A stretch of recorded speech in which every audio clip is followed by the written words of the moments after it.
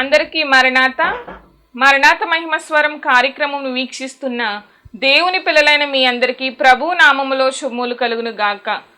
ప్రతిరోజు ఇదే సమయమునకు ఈ కార్యక్రమం వీక్షించి దైవాశీర్వాదములు పొందండి. ఇప్పుడు పాస్టర్ సామ్యూల్ సుందర్ రెడ్డి గారు దేవుని వాక్య వర్తమానం అందిస్తారు. శ్రద్ధగా ఆలకించండి. దేవునికి స్తోత్రం. అందరికీ మరణాత. దేవుని మహాకృపను బట్టి బ్లెస్సింగ్ ఛానల్లో వాక్య సందేశాలు ప్రారంభించి నేటికి సంవత్సర కాలం గడిచింది. మరి ఈ సంవత్సరం అంతా కూడా దేవుడు తన మహాకృపను బట్టి తన ఆత్మశక్తితో ఈ కార్యక్రమాన్ని జరిగించుకుంటూ ముందుకు వెళుతూ ఉన్నారు. చాలా సంతోషము. దీనికి సహకరించినటువంటి బ్లెస్సింగ్ ఛానల్ యాజమాన్యం వారికి, అలాగే వీక్షకులకు, అలాగే విశ్వాసులైనటువంటి మీ అందరికీ, అలాగే మా కొరకు ప్రార్థన చేస్తున్నటువంటి మీ అందరికీ కూడా ప్రత్యేకమైనటువంటి వందనాలు తెలియజేస్తున్నాను. మరి రాబోయే రోజుల్లో కూడా అద్భుతమైనటువంటి పరిచర్య జరగడానికి మీ అనుదిన ప్రార్థనలో మా కొరకు జ్ఞాపకం చేసుకుని ప్రార్థించండి. అలాగే మీ కొరకు కూడా మా అనుదిన ప్రార్థనలో మేము ప్రార్థన చేస్తూ ఉంటాము. ఒకవేళ మీకు ఈ కార్యక్రమం ఆశీర్వాదకరంగా ఉండి ప్రేరేపణ కలిగినట్లయితే కనుక మీ ప్రోత్సాహాన్ని అందించండి. ఈ కార్యక్రమాన్ని దయచేసి ముందుకు వెళ్ళడానికి సహకరించవలసిందిగా దేవుని పేరట తెలియజేస్తూ ఉన్నాను. దేవుడు మిమ్మల్ని బహుగా ఆశీర్వదించును గాక. ఆమేన్. దేవునికి స్తోత్రం. అందరికీ మరణాత. దేవుడు అనుగ్రహించిన ఈ ప్రాముఖ్యమైన సమయంలో దేవుని వాక్యాన్ని ధ్యానించుకుందాం. ముందుగా పరిశుద్ధ గ్రంథం నుండి వాక్య భాగాన్ని చదువుకుందాం. నిర్గమకాండము 25వ అధ్యాయము 9వ వచనం చదువుకుందాం. నిర్గమకాండము 25వ అధ్యాయము 9వ వచనం. నేను నీకు కనుపరుచు విధముగా మందిరము యొక్క ఆ రూపమును దాని ఉపకరణములన్నిటినీ నిర్మింపవలెను. మహాపరిశుద్ధుడా, మహాగణుడా, మహిమగల దేవ, ప్రేమాస్వరూపి, దయగల యేసు క్రీస్తు ప్రభువాని ఘనమైన నామానికి వందనాలు, స్తోత్రాలు, స్తుతులు చెల్లించుకొనుచున్నాము. వాక్యము నీది, మేము నీ వారమై ఉన్నాము ప్రభువా. నీ మాటలు మాకు అవసరమై ఉన్నవి. ఏ మాటలు తండ్రి నీ బిడ్డలకు కావలసి ఉన్నావో ఆ మాటలను తండ్రి మాకు వినిపించండి. మీరే స్వయముగా మాట్లాడండి. ఈ ప్రాముఖ్యమైన సమయములో నాతోనూ నీ బిడ్డలతోనూ మీరే మాట్లాడి మహిమ పొందుకోమని వాక్యమయ్యున్న యేసు క్రీస్తు వారి నామములో అడిగి వేడుకొనుచున్నాను పరమ తండ్రి. ఆమెన్. దేవనామమున మీ ఎల్లరికూ శుభములు కలుగునుగాక. ఆమెన్. అందరూ బాగున్నారమ్మా? మరి చక్కగా మరణాత మహిమాస్వరం అనేటటువంటి ఆధ్యాత్మిక కార్యక్రమాన్ని వీక్షిస్తున్నటువంటి మీ అందరికీ కూడా ప్రభువు పేర ప్రత్యేకమైనటువంటి వందనాలు తెలియజేస్తూ ఉన్నాను. చాలా ఆశ్చర్యమైనటువంటి రీతిగా ఈ కార్యక్రమాన్ని దేవుడు జరిగించుకుంటూ ఉన్నాడు. ఎన్నో మర్మములతో కూడినటువంటి వాక్యాలు దేవుడే వివరిస్తూ ఉన్నాడు. దేవునికే మహిమ కలుగునుగాక. అంత మాత్రమే కాదు, ఈ వాక్యము వింటూ అనేక మంది స్వస్థత పొందుకుంటున్నట్టుగా కూడా మాకు ఫోన్ చేసి తెలియజేస్తున్నారు. చాలా సంతోషం అండి. ఇది చాలా అద్భుతమైనటువంటి సాక్ష్యం. ఇది అంటే దేవుని వాక్యం ప్రకటన చేస్తూ ఉంటా కూడా స్వస్థ కార్యాలు జరుగుతాయా? జరుగుతాయి. ఇప్పుడు ఈ వాక్యం వింటూ ఉన్నావు. నీలో బలహీనత ఉన్నదా? శ్రద్ధ కలిగి దేవుని వాక్యం ఆలకించు. దేవుడే నీకున్నటువంటి బలహీనతను తొలగిస్తాడు. అది ఆయనకు మాత్రమే సాధ్యం. ఎన్నో కార్యాలు, ఎన్నో అద్భుతాలు, ఎన్నో ఆశ్చర్య కార్యాలు దేవాది దేవుడు జరిగిస్తూ ఉన్నారు. ఇప్పుడు మనం గమనించినట్లయితే ఈరోజు మనం మాట్లాడుకోబోతున్నటువంటి అంశం, దేవుడు ఇశ్రాయేలు జనాంగాన్ని ఏర్పాటు చేసుకుని వారిని విడిపించి నడిపించే క్రమములో సీనాయి పర్వతం దగ్గర ఒక అద్భుతాన్ని దేవుడు కనుపరుస్తూ ఉన్నాడు. మోషే గారు సీనాయి పర్వతం మీదకి వెళ్ళినట్టుగా శిఖరం మీద 7 దినములు ఆయన ఉన్న తరువాత దేవుని మహిమ మోషే గారిని కమ్మినట్టుగా 40 రాత్రింపగళ్ళు మోషే గారు ఆ కొండ మీద ఉన్నట్టుగా మనందరం బావుగా ఎరిగిన వారమై ఉన్నాం. నిర్గమకాండం 25వ అధ్యాయం 8వ వచనములో దేవుడు అంటున్నాడు కదా, ఒక పరిశుద్ధ స్థలం నిర్మించాలి, ఒక గుడారము నిర్మించాలి, నేను మీతో ఉండాలని ఆశపడుతూ ఉన్నాను. కాబట్టి కొండ మీద ఎలా చూపిస్తే ఆ స్ట్రక్చర్ ఎలా ఉందో అలాగే నిర్మించాలి. This is a god's plan. ఇది ఎవరి ప్లాను అంటే దేవుని ప్లాన్. ఇది మోషే గారికి ఆ ప్రత్యక్ష గుడారము ఎలా ఉండాలో చూపిస్తూ ఉన్నారు.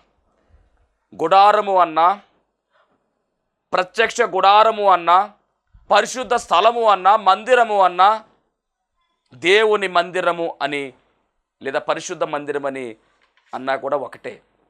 ఇదంతా కూడా దేవుని యొక్క నివాసమై ఉన్నది. వాటికి పేర్లు అన్నమాట. దేవుని మహిమ కలుగును. అలాంటి నిర్మాణాన్ని నిర్మించమని మోషే గారికి ఆ కొండ మీద దేవుడు బయలుపరుస్తూ ఉన్నాడు, చూపిస్తూ ఉన్నాడు. దానికి కొలతలిచ్చాడు దేవుడు. ఏది ఎలా ఉండాలి, ఏ వస్తువులు వాడాలో ఇవన్నీ కొలతలు ఇచ్చాడండి దేవుడు. ఆయన చెప్పినటువంటి వస్తువులు కూడా మనం పరిశీలన చేస్తే నిర్గమకాండం 25వ అధ్యాయము, నిర్గమకాండం 25వ అధ్యాయము 3వ వచనం నుంచి మనం పరిశీలన చేస్తే అక్కడ రాయబడినటువంటి మాటలు. నిర్గమకాండం 25వ అధ్యాయం 3వ వచనం చదువుదాం. మోషే వచ్చి యెహోవా మాటలన్నిటిని విధులన్నిటిని 25వ అధ్యాయం 3వ వచనం. మీరు వారి యొద్ద తీసుకొనవలసిన అర్పణలేవనగా బంగారము, వెండి, ఇత్తడి, నీలధూమ్ర రక్తవర్ణములు, సన్నపునార, మేక వెంట్రుకలు, ఎరుపు రంగు వేసిన పొట్టేళ్ల తోళ్ళు, సముద్రవత్సల తోళ్ళు, తొమ్మ కర్రలు. దగ్గరగా మనం పరిశీలన చేస్తే 7వ వచనం వరకు పరిశీలన చేస్తే 15 రకాల మెటీరియల్ దేవుడు చెబుతున్నాడు. 15 రకాల వస్తువులు దేవుడు జ్ఞాపకం చేస్తూ ఉన్నాడు. 1 బంగారము, 2 వెండి, 3 ఇత్తడి, ఈ 3 లోహాలు. 4వది నీలము, ధూమ్రము, రక్తము, ఈ 3 వర్ణములు, రంగులు. అలాగే సన్నపునార, మేక వెంట్రుకలు, అలాగే పొట్టేల తోళ్ళు, సముద్రవత్సల తోళ్ళు, తొమ్మకర్రలు, ప్రదీపమునకు తైలము, అభిషేక తైలమునకు సుగంధ సంభారము, లేత పచ్చలు, అలాగే ఎఫోదునకు పతకమునకు చెక్కు రత్నములు. ఇవన్నీ లెక్క పెట్టుకుంటే 15 రకాల వస్తువులు మనకు కనబడుతున్నాయి. వీటితో దేవుని యొక్క మందిరము లేదా ప్రత్యక్ష గుడారమును నిర్మించమని దేవుడు సీనాయి పర్వతం మీద మోషే గారికి చెబుతూ ఉన్నారు. ఈ 40 దినములు కూడా మోషే గారు మరి కొండ మీద ఉన్నారు. ఆహారం ఏమీ లేదు అక్కడ. ఆయన అలాగే ఉన్నాడు. దేవుడు ఆయనతో మాట్లాడుతూ ఇవన్నీ చెబుతున్నాడు. అంటే మోషే గారితో ఎవరైనా ఉన్నారంటే ఎవరు లేరే కదా, దేవుడే. ఆ గుడారం ఎలా నిర్మించాలో, ఆ మందిరం ఎలా నిర్మించాలో, ఏ వస్తువులు వాడాలో ఇవన్నీ చెప్పుకుంటూ వచ్చి నిర్గమకాండం 25వ అధ్యాయం మొదలుకొని 31వ అధ్యాయం వరకు ఈ చరిత్ర ఏది ఎలా నిర్మించాలో, ఏది ఎలా వేయాలో, అతని ప్రత్యక్ష గుడారం ఏ విధముగా నిర్మితం జరిగించాలో ఇవన్నీ మాట్లాడుతూ వచ్చారండి. ఎందుకంటే దేవుని యొక్క నిర్ణయం చెప్పినే ఈ గుడారము నిర్మించబడుతూ ఉంది. మానవుడు నిర్మించేది కాదు ఇది. దేవుని యొక్క ప్లాన్ మానవుడు చేస్తాడు, కానీ దేవుడే ఆయన స్ట్రక్చర్ చెప్తూ ఉన్నాడు. అంటే మోషే గారికి దాని యొక్క రూపమంతా కూడా చూపించేశాడు. ఏది ఎంత పొడవు ఉండాలో ఇవన్నీ కూడా చెప్పించడం జరిగింది. ఈ ప్రత్యక్ష గుడారం గురించి మనం మాట్లాడుతూ ఉంటే దీనిలో ముఖ్యంగా 3 భాగాలు దేవుడు చెప్తూ ఉన్నాడు. 3 భాగాలు ఉన్నాయి దీంట్లో. మొట్టమొదటిగా ఆవరణమని, 2వది పరిశుద్ధ స్థలమని, 3వది అతి పరిశుద్ధ స్థలము, outer court, holy place, holy of the holy అని 3 భాగాలు దేవుడు చెప్పాడు. మొట్టమొదటిగా ఆవరణము, 2వది పరిశుద్ధ స్థలము, 3వది అతి పరిశుద్ధ స్థలము. ఆవరణములో ఏం ఉండాలి, పరిశుద్ధ స్థలంలో ఏం ఉండాలి, అతి పరిశుద్ధ స్థలంలో ఏం ఉండాలని కూడా చాలా వివరణ ఇచ్చాడు దేవుడు. ఆవరణములో 2 వస్తువుల గురించి మాట్లాడుతూ ఉన్నారు. 1 బలిపీఠము, 2 గంగాళము. అలాగే పరిశుద్ధ స్థలములో 3 వస్తువులు చెప్తూ ఉన్నారు. 1 దీపస్తంభము, 2వది సన్నిధి రొట్టెల బల్ల, 3వది ధూపవేదిక. ఇక 3వది అతి పరిశుద్ధ స్థలములో ఉండవలసిన వస్తువులు 2 ఉన్నవి. అవి 1 మందసము, తర్వాత పైన కరుణాపీఠం. అంటే 7 రకాల వస్తువులు ఈ 3 భాగాలలో ప్రత్యక్ష గుడారములో దేవుడు పెట్టమన్నట్టుగా వాటిని ఎలా తయారు చేయాలి, గంగాళము ఎలా చేయాలి, బలిపీఠం ఎలా చేయాలి, దీపస్తంభం అంటే ఏంటి, ఇవన్నీ కూడా కొండ మీద ఉన్న మోషేకు దేవుడు తెలియచేసి అవన్నీ కొలతలు చెప్పి ఏ వస్తువులు ఎలా వాడాలో, ఎన్ని వస్తువులు వాడాలో ఇవన్నీ చెప్పేశాడు. చెప్పిన తరువాత ఈ మెటీరియల్ ఎవరు తేవాలంటే ప్రజలే తీసుకొస్తారు. చూద్దాం ఆ మాట కూడా. యెహోవా మోషేకి ఇలాగూ సెలవిచ్చెను, నాకు ప్రతిష్టార్పణ తీసుకుని రండి అని ఇశ్రాయేలీయులతో చెప్పుము. మనఃపూర్వకంగా అర్పించు ప్రతి మనుష్యుని యొద్ద దాన్ని తీసుకొనవలెను. దేవునికి మందిరము ఏర్పాటు చేస్తూ ఉన్నారు. ఈ మందిరానికి మెటీరియల్ ఎలా వస్తుందంటే ప్రజలే ఇస్తారు. వారికి చెప్పండి. మరి ఇచ్చేది ఎలా ఇవ్వాలంటే మనస్ఫూర్తిగా ఇవ్వాలి. అర్పణ ఎలా ఇవ్వాలో ఇక్కడ రాయబడింది.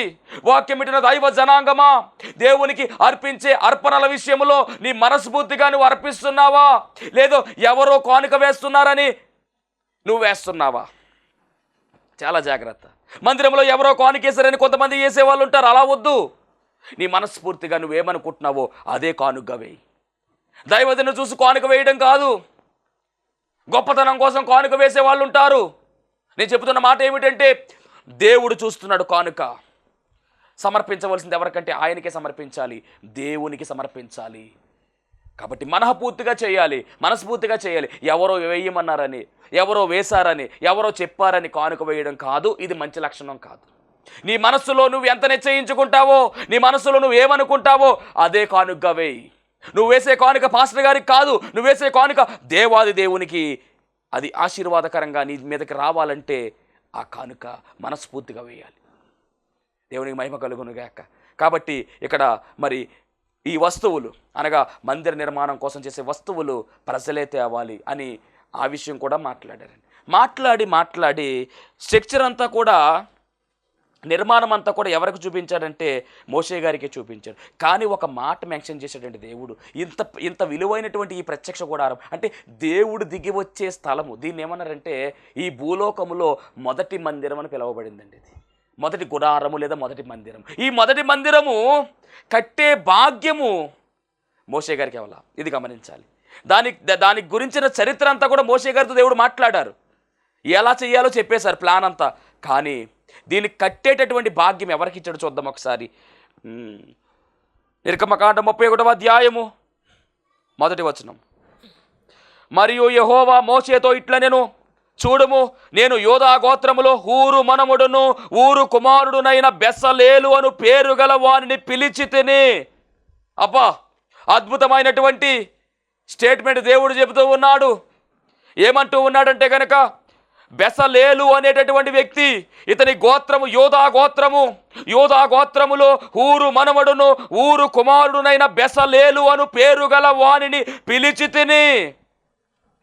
అంటే ఈ గుడారము ఎవరు నిర్మించాలి, ఈ మందిరము ఎవరు కట్టాలి అంటే కనుక బెసలేలు కట్టాలి. ఈ బెసలేలు ఎవరు అని మనం పరిశీలన చేస్తే ఇతని గోత్రము యోధా గోత్రము. ఈ బెసలేలు ఎవరు అంటే కనుక ఊరు అనేటటువంటి అతను మనవడు, ఊరు అనేటటువంటి ఆయన కుమారుడు. ఊరు ఎవరు ఇంతకీ?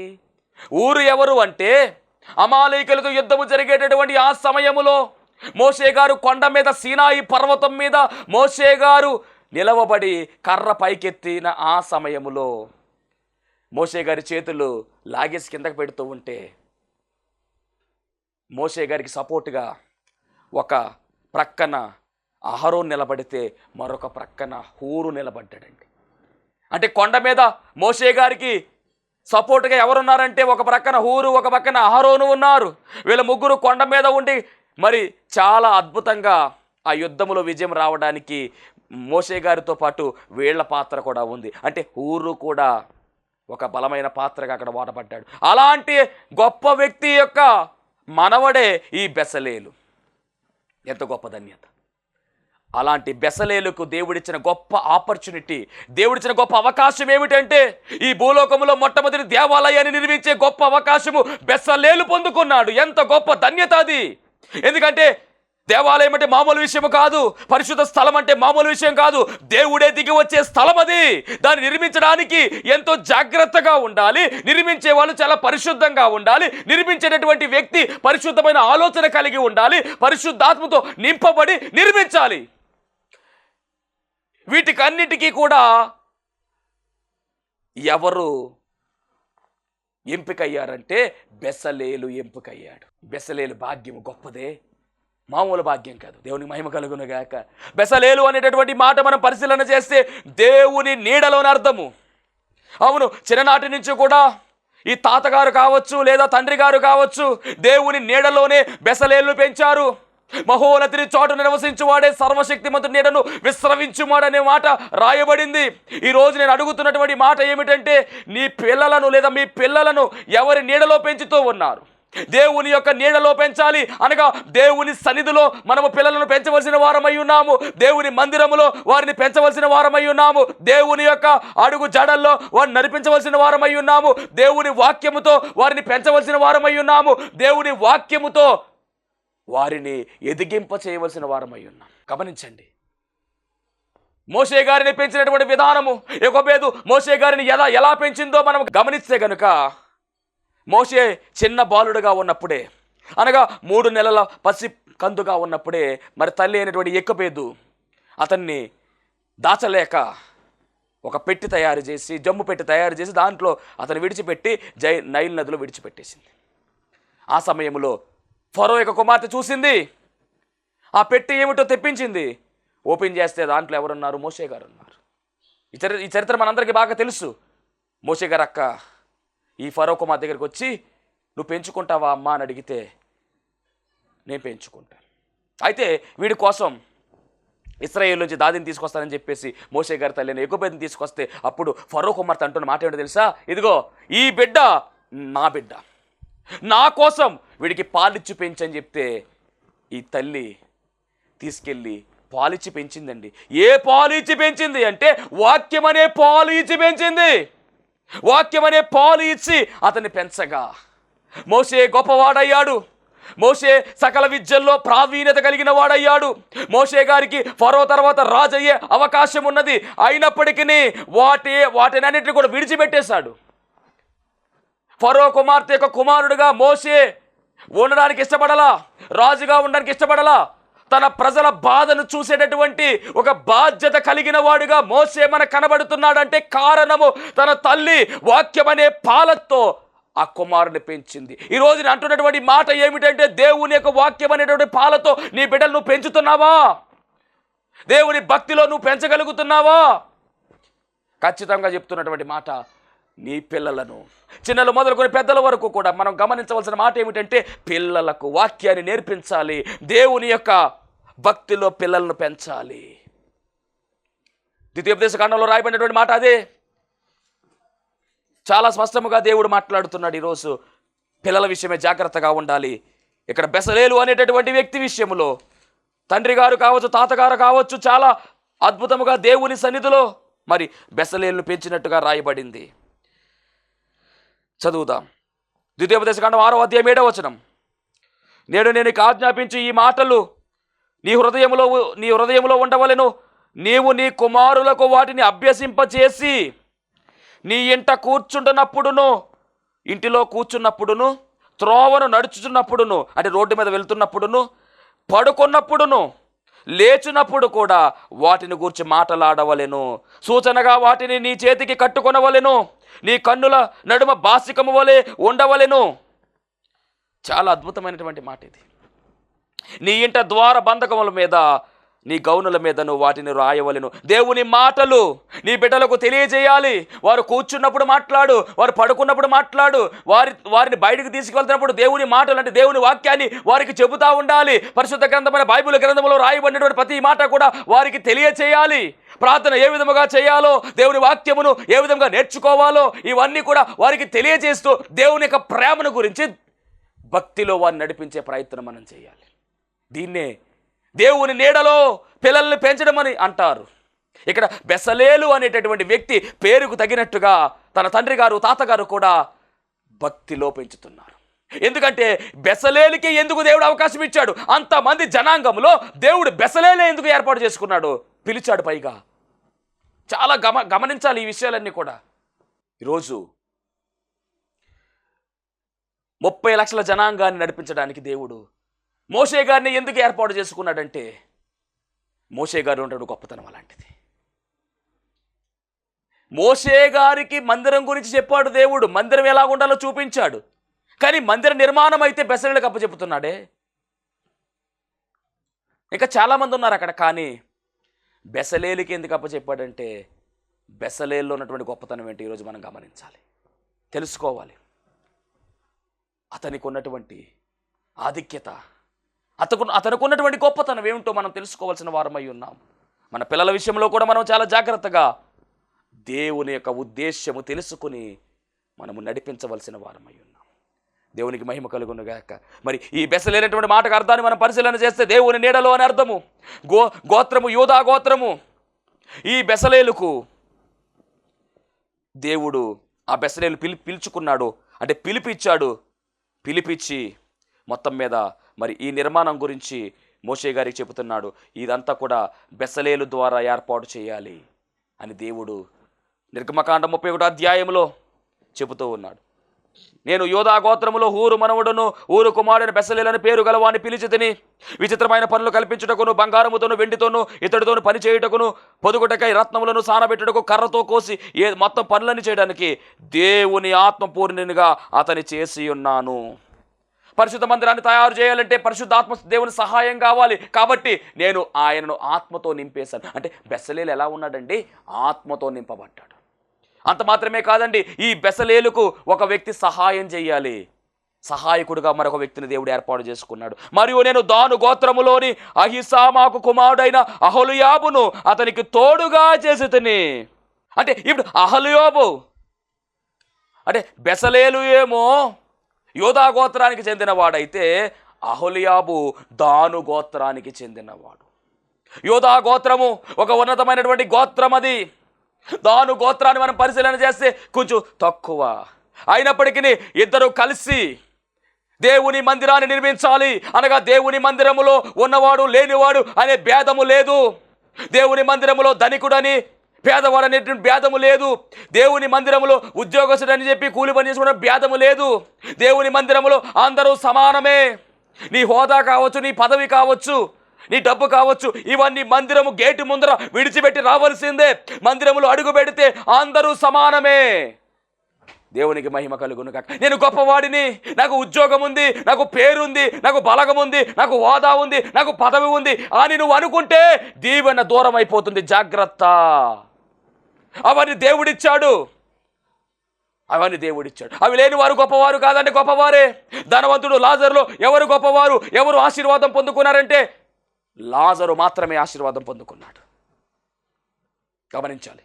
ఈ భూలోకంలో ఏవిన్నా లేకపోయినా దేవుని కలిగిన వాడుగా లాజరు ఉన్నాడు కాబట్టే పరలోక రాజ్యంలోనికి చేర్చబడ్డాడు. పరదేశంలో అబ్రహాము రొమ్మును ఆనుకున్నాడు. ఈరోజు నువ్వు ఎలా ఉంటున్నావు గమనించాలి. ఒక ప్రక్కన బెసలేలు, ఒక ప్రక్కన అహలుయాబు, వీరు ఇరువురు కలిసి ఈ మందిరాన్ని నిర్మించాలి. ఈ మందిర నిర్మాణం గురించి అంటున్నాడు కదా, నేను ఎలా చూపించానో అలాగే నిర్మించాలి, దానికోసం వీరిని ఏర్పాటు చేశాను అని దేవుడు చెప్పాడండి. ఈ ప్రత్యక్ష గుడారం గురించి మనం పరిశీలన చేస్తే బైబిల్ గ్రంథంలో, పాత నిబంధన గ్రంథంలో 47 అధ్యాయాల్లో ఈ ప్రత్యక్ష గుడారం గురించి దేవుడు రాయించాడు. దాదాపుగా నిర్గమకాండంలో 13 అధ్యాయాల్లో దీని ప్రస్తావన ఉందండి. లేవియాకాండంలో 18 అధ్యాయాల్లో ఉంది. అలాగే సంఖ్యాకాండంలో 13 అధ్యాయాల్లో రాయబడింది. ద్వితీయోపదేశ కాండంలో 3 అధ్యాయాల్లో. అంటే దాదాపుగా పాత నిబంధన గ్రంథంలో మనం పరిశీలన చేస్తే ప్రత్యక్ష గుడారము అనేటటువంటి దీని గురించి, ఈ గుడారము గురించి 47 అధ్యాయాల్లో కనపడుతుందండి. కొత్త నిబంధనలో ఎబ్రీ పత్రికలో రాయబడింది. కాబట్టి ప్రత్యక్ష గుడారం చాలా ప్రాముఖ్యమైనది. ఆవరణము, పరిశుద్ధ స్థలము, అతి పరిశుద్ధ స్థలముగా 3 భాగములుగా కనబడుతూ ఉంది. పరిశుద్ధ స్థలానికి అతి పరిశుద్ధ స్థలానికి మధ్యలో తెర ఉంది. కాబట్టి ఈ నిర్మాణములో ఉన్న వస్తువులు, 7 రకాల వస్తువులు, ఇవన్నీ కూడా మరి అద్భుతమైనటువంటి ఒక ఆధ్యాత్మికమైన పాఠాన్ని కూడా మనకు నేర్పిస్తున్నాయి.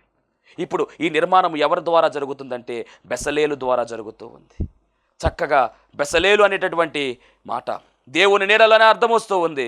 ఈయన మరి హూరు యొక్క మనవుడుగా, హూరు అనే మాటకు అర్థము తెలుపు అని అర్థము. ఊరు అనేటటువంటి ఇతని తండ్రిగా, అంటే హూరు ఊరు. ఒక ఆయన పేరేమో ఊరు అయితే తాతగారి పేరు హూరు. ఇవి మనం గమనించుకోవాల్సిన వారమై ఉన్నాం. ఏదేమైనప్పటికీ మరి పరిశుద్ధ గ్రంథములో ఈ పేరులు అద్భుతమైనటువంటి రీతిగా దేవుడు చెబుతూ ఉన్నారు. ఈ పేరుల్లో కూడా అర్థాలు ఉన్నాయి. వీటిని మనం పరిశీలన చేసుకోవాలి. ఈ పేరులో ఉన్నటువంటి అర్థాలు. ఇప్పుడు హూరు అనేటటువంటి మాటకు అర్థము తెలుపు అని అర్థము, అంటే పరిశుద్ధతను చూపిస్తూ ఉన్నారు. ఊరు అనేటటువంటి మాటకు అర్థము వెలుగని అర్థం. ఇప్పుడు బెసలేలు అనేటువంటి వ్యక్తిని మనం పరిశీలన చేస్తే నీడలలో, దేవుని నీడలని అర్థం. తాతగారి పేరు, తండ్రి గారి పేరు కలిపి ఈ 3 పేర్లు మనం సెట్ చేసుకోగలిగితే పరిశుద్ధమైన వెలుగుతో దేవుని నీడలో ఉన్నవాడు ఈ బెసలేలని అర్థం. దేవునికి మహిమ కలుగునుగా. అంటే దేవుని యొక్క నీడలో ఈయన ఎదిగాడు. ఇక్కడ దేవుని మందిర నిర్మాణములో ఈ యోధా గోత్రములో నుంచే బెసలేలు రావడం ఏంటి? ఇది కూడా ఈ కోణంలో కూడా మనం ఈరోజు ఆలోచన చేయాలి.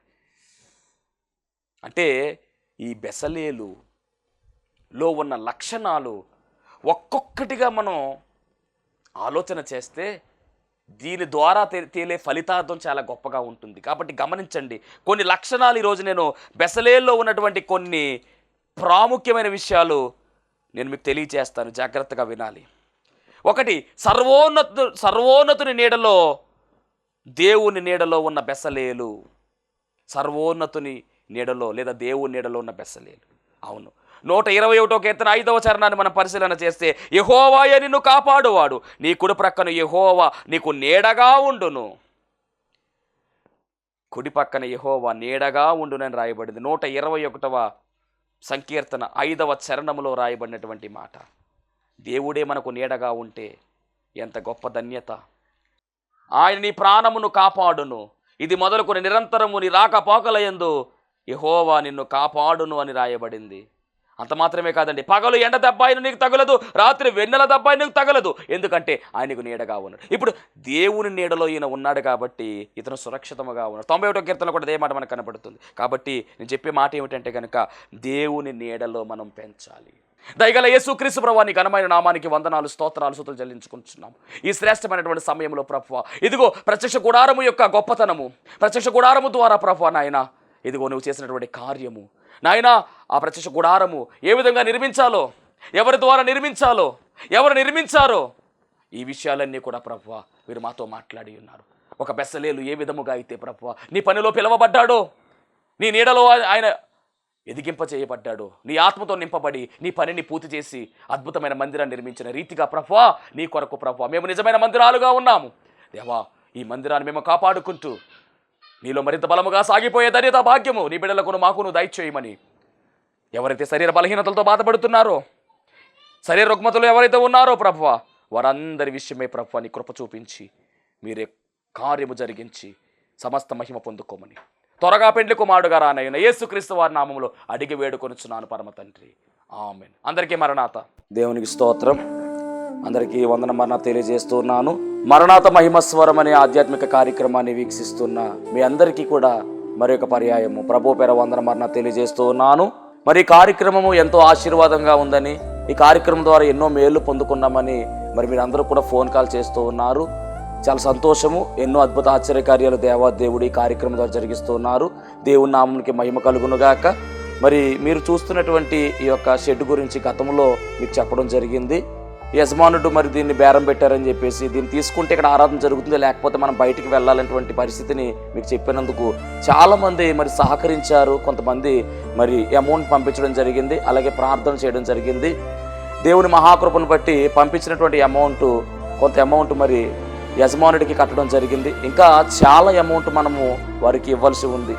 కనుక మరి ఈ కార్యక్రమాన్ని వీక్షిస్తున్నటువంటి మీకు ఎవరికైనా కనుక ప్రేరేపణ కలిగినట్లయితే కనుక మరి మీ వంతు సహకారాన్ని అందించండి.